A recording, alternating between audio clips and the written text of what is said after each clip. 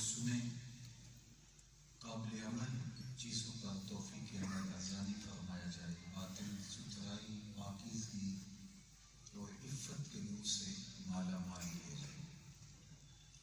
محبت ایک ایسا لفظ ہے جس کو شعور سنبھلتے ہی ہم نے سنا ہے اور کسی حد تک اس کے مفہوم سے بھی آگاہ ہے۔ حضرت یحییٰ بن معاذ رضی اللہ تعالی عنہ نے فرمایا کہ محبت ایک ایسی باطنی قلبی کیفیت کا نام ہے جس کو لفظوں میں بیان کرنا ممکن نہیں ہے۔ محبت کسی کے لیے اپنے اختیار کو ترک کر دینے کو کہا جاتا ہے۔ اپنی محبتیں، اپنی عقیدتیں، اپنی الفتیں جب ہم کسی سے وابستہ کر دیتے ہیں تو پھر اپنی خواہشات، اپنی آرزوئیں اور اپنی تمنائیں بھی ترک کر دیتے ہیں۔ اس کائنات میں کبھی ایسا نہیں ہوا کہ سینے میں دل ہو اور دل کو کسی محبوب کی تلاش نہ ہو۔ غالب نے کہا تھا، غم اگرچہ جام گسل ہے، یہ کیا بچے کہ دل ہے، غم عشق اگر نہ ہوتا غم روزگار ہوتا۔ جب سینے میں دھڑکتا ہوا دل موجود ہے تو پھر کوئی دل بھر بھی ہوگا، کسی کی آس بھی بندی ہوگی، امیدوں کے چراغ بھی روشن ہوں گے، سسکیاں بھی ہوں گی، آہیں بھی ہوں گی، رات جگے بھی ہوں گے، ہجر اور وصل کی لذتیں بھی ہوں گی، کسی کے ملنے کی تمناؤں میں بےتابی بھی ہوگی، اضطراب بھی ہوگا، بے چتاب بھی ہوگا، التہاب بھی ہوگا۔ جب دل رکھتے ہیں تو پھر دل محبت کے بغیر رہ نہیں سکتا، کیونکہ اس کی غذا ہی محبت ہے۔ قید میں پہنچا تو حاصل مجھ کو آزادی ہوئی، قید میں پہنچا تو حاصل مجھ کو آزادی ہوئی، دل کے لٹ جانے سے اس گھر کی آبادی ہوئی۔ ہر شے لٹتی ہے تو برباد ہوتی ہے، لیکن دل لٹتا ہے تو آباد ہوتا ہے۔ برگ گرتی ہے تو یہ نخل ہرا ہوتا ہے۔ اور اقبال نے کہا تھا دوسرے مقام پہ، تو بچا بچا کے نہ رکھ سے، تیرا آئینہ ہے وہ آئینہ کہ شکستہ ہو تو عزیز تر ہے نگاہ آئینہ ساز ہو۔ چیزیں ٹوٹ جاتی ہیں تو بے قیمت ہو جاتی ہیں، لیکن دل جتنا زیادہ ٹوٹتا ہے اتنی قیمت اس کی بڑھتی چلی جاتی ہے۔ تو محبت قلب انسانی کی ضرورت ہے۔ شیشہ دہر میں مانند مائناب ہے عشق، روح خورشید ہے خون رگے مہتاب ہے عشق، دل ہر ذرہ میں پوشیدہ کسک ہے اس کا، نور یہ وہ ہے کہ ہر شے میں جھلک ہے اس کی۔ یہ ہو نہیں سکتا کہ دل ہو اور محبت، الفت اور پیار کا کائنات کا جہاں اس کے اندر آباد نہ ہو۔ لیکن میں آج جس محبت کا عنوان لیے آپ کے سامنے حاضر ہوں، یہ وہ محبت نہیں ہے جو شہوت سے مغلوب ہو، یہ وہ محبت نہیں ہے جو غرض سے آلودہ ہو، یہ وہ محبت نہیں ہے جو اچھے بھلے انسان کو برباد کر کے رکھ دے۔ غالب نے جس محبت کے بارے میں کہا تھا، عشق نے غالب نکما کر دیا، ورنہ ہم بھی آدمی تھے کام کے۔ میر کبھی میر نے کہا تھا، پھرتے ہیں میر خوار کوئی پوچھتا نہیں، اس عاشقی میں عزت سادات بھی گئی۔ ایک وہ محبت ہے جو اچھے بھلے انسان کو رسوا کر دیتی ہے، جس سے عزت سادات بھی باقی نہیں رہتی، وقار اور بھرم بھی ختم ہو جاتا ہے۔ لیکن جس محبت کی کہانی آج ہم شیر میں بیٹھے ہیں، وہ ذرہ نواز عشق ہے، وہ بندہ نواز محبت ہے، وہ انسان کو نکما نہیں کرتی بلکہ پستی میں پڑے ہوئے بلال حبشی کو اٹھا کر کے اوج سریا کی بلندیوں تک پہنچا دیتی ہے۔ وہ کامیاب اور بامراد کرتی ہے، وہ دو عالم سے بیگانہ کر کے حقیقت کی لذتوں سے آشنا کر دیتی ہے۔ وہ من کا چراغ ہے، وہ باطن کی روشنی ہے، وہ اندر کا اجالا ہے، وہ زندگی کے جینے کا ڈھب سکھاتی ہے وہ محبت، وہ سرور باطن ہے، وہ نور قلب ہے، وہ من کا چراغ ہے، وہ زندگی کی راہیں اجالتا چلا جاتا ہے، ایسا چراغ ہے، ایسی روشنی ہے کہ پھر چلنے والے کی راہیں آسان ہوتی چلی جاتی ہیں۔ عشق کی ایک جذب نے کر دیا قصہ تمام، اس زمین و آسمان کو بے قرار سمجھا، اور یہ محبت عالم امر کا تحفہ ہے، یہ آسمانی ہدیہ ہے جو حضرت انسان کو ہدیت کیا گیا۔ اقبال علیہ الرحمہ نے اس محبت کو باقاعدہ ایک عنوان دے کر کے اس کی ساری کہانی اور اس کے اجزائے ترکیبیاں بیان کیے۔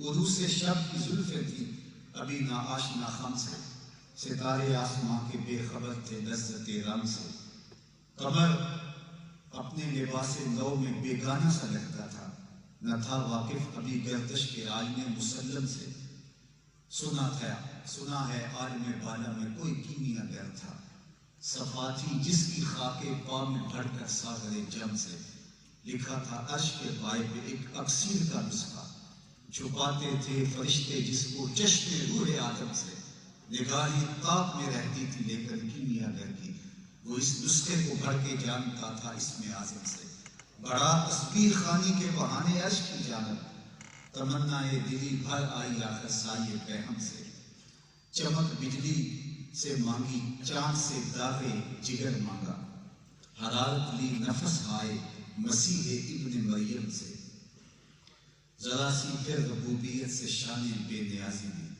ملک سے عاجزی افتادگی تقدیر شبنم سے، پھر ان اجزاء کو بولا چشمہ حیوا کے پانی میں، مرکب نے محبت نام پایا عرش اعظم سے، محوس نے یہ پانی پھر ہستی نوخیز پر چھڑکا، گرا کھولی ہنر نے اس کے گویا کار عالم سے، ہوئی جنبش ایاں ذروں نے لطف خواب کو چھوڑا، گلے ملنے لگے اٹھ اٹھ کے اپنے اپنے ہمدم سے، خرام ناز پایا آفتابوں نے ستاروں نے، چٹخ اونچوں نے پائی داغ پائے لالا زاروں نے۔ یہ وہ لطیفہ آسمانی ہے، وہ تحفہ افلاکی ہے کہ جس نے زندگی کے اندر حرارت پیدا کر دی، زندگی کے اندر نور و نکھت اجالے اور روشنیاں پیدا دی، زندگی کے اندر لطافتیں آ گئی، جینے کا سرور آنے لگا، باطن میں اجالے ہونے لگے۔ تو یہ آسمانی تحفہ تھا، یہ شہوتوں سے لتڑی ہوئی کسی محبت کی کہانی نہیں، یہ خود رضیوں کی داستان نہیں۔ وہ ایک گاڑی کے پیچھے لکھا تھا صنم بے وفا، تو مجھے نظر آیا تو میں نے دوستوں سے کہا جو میرے ساتھ ہم سفر تھے، میں نے کہا کہ یہ کیا لکھا ہے، تو وہ کہنے لگے آپ ہی تو دیکھ رہے ہیں۔ تو میں نے کہا کہ اس کا کیا مطلب، کہا آپ بتلا دیجیے۔ تو میں نے کہا صاحب کسی نے کسی سے پیار کیا ہوگا، پھر بے وفائی کا داغ لیے اب یہ تحریری احتجاج کر رہا ہے۔ میں نے کہا صاحب تو نے اس سے پیار کیا جس نے بے وفائی کا داغ تجھے دیا، آج روتا پھر رہا ہے اور صنم بے وفا کی دہائی دے رہا ہے، آ تجھے اس چوکھٹ پہ لے چلوں جو ہاتھ پکڑتے ہیں تو حشر کے دن بھی نہیں چھوڑتے۔ یہ بندہ نواز محبت ہے، یہ ذرہ نواز عشق ہے جو عزتوں کی مسرت کے بندے کو بٹھا دیتی۔ میں آپ سے پوچھوں، جس زمانے میں میرے حضور تشریف لائے تھے اس زمانے کے خاقان کا نام کیا تھا؟ تو شاید بہت تھوڑے لوگ ہوں گے جو اس دور کے خاقان کا نام مجھے بتا سکتے۔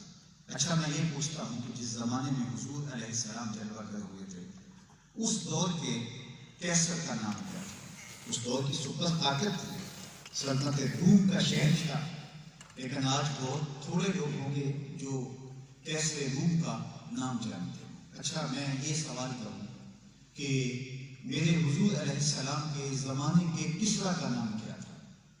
اس دور کی یہ بھی دوسری بڑی سپر طاقت تھی، 3150 سال اس ایک خاندان نے تخت ایران پہ حکومت کی، لیکن شاید انگلیوں پہ گنے جا سکے وہ لوگ جو مجھے بتائیں کہ اس دور کے کسرا کا نام کیا تھا۔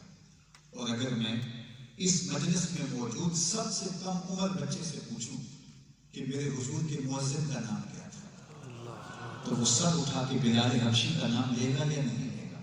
تو کیسر کا نام تو باقی نہیں رہا، کسرا کا نام باقی نہیں رہا، خاقان کا نام باقی نہیں رہا۔ اقبال یہ کس کے عشق کا فیضان ہے؟ رومی فنا ہوا حبشی کو دوا ہے. تو یہ ذرہ نواز عشق ہے، یہ بندہ نواز محبت ہے جس نے پستیوں سے اٹھایا اور مجھے سوریا کی بلندیوں تک پہنچا دیا. وہ غلام جو آقا کا جوتا دھوپ سے اٹھا کے چھاؤں میں رکھے تو آقا اس پہ بھی کوڑے مارے کہ تو نے میرا جوتا میرے پوچھے بغیر چھوا کیوں ہے.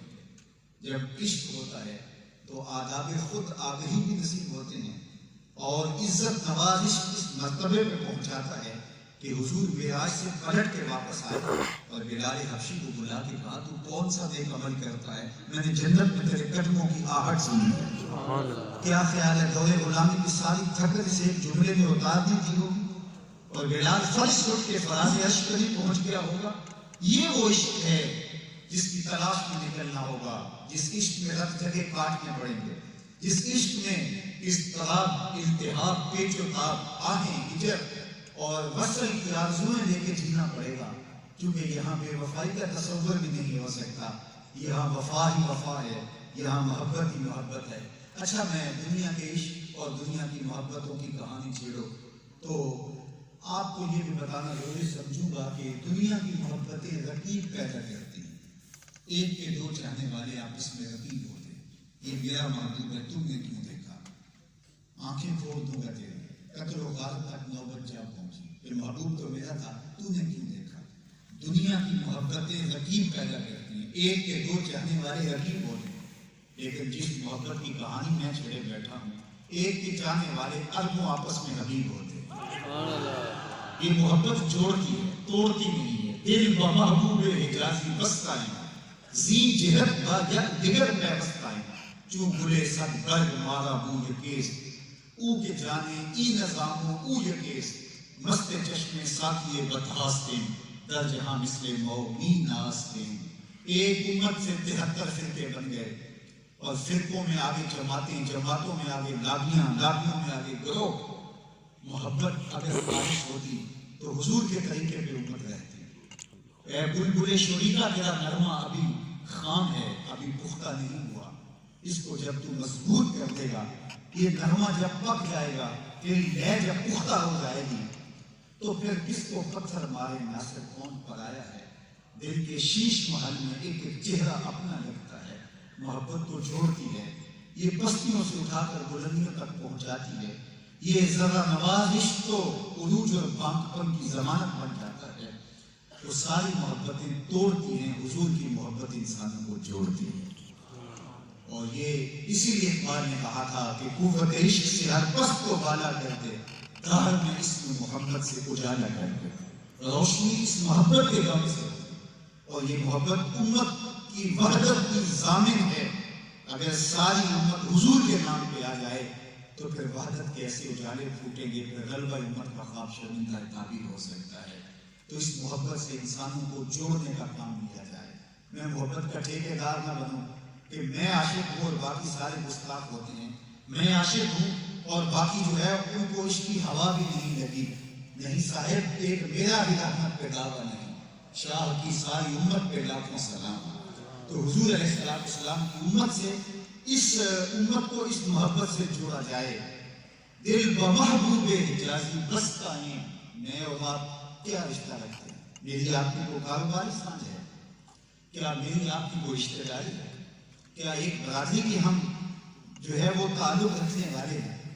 آپ کہاں سے، شہر کیا، زبان کیا، رنگ و نسل میں بہت سارے تفاوت موجود ہیں، کاروبار علیحدہ علیحدہ، لیکن آپ کی آنکھوں کی پتلیوں پر میرے لیے پیار کے ترانے لکھے اور یہی جذبات میرے دل میں آپ کے لیے. آپ آنکھیں جھپکنا بھی بوجھ سمجھ رہے ہیں، ٹک ٹکی باندھ کے یوں میری جانب دیکھ رہے ہیں. تو مجھے کیوں دیکھ رہے ہیں؟ کیا خوبی ہے، کیا بست ہے میرے اندر؟ تو میری اور آپ کی محبت کی ایک ہی سانجھ ہے اور وہ ہے نام محمد صلی اللہ علیہ وسلم. میرے استاد جھوم کے پڑھا کرتے تھے محمد کی وساطت سے محبت تیری میری ہے، محبت اصل ہے ان کی، نہ تیری ہے نہ میری.